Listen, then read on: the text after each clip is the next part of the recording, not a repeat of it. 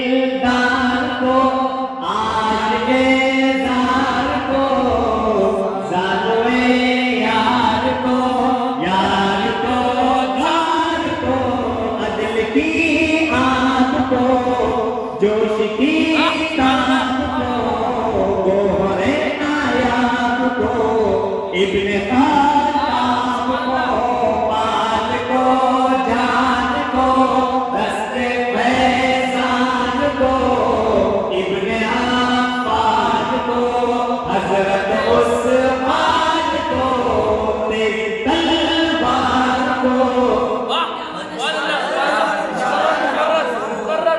تیری تلوار کو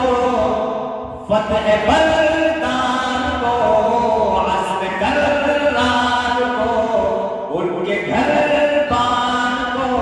فکر و احساس کو ان کے الماس کو علم کی پیار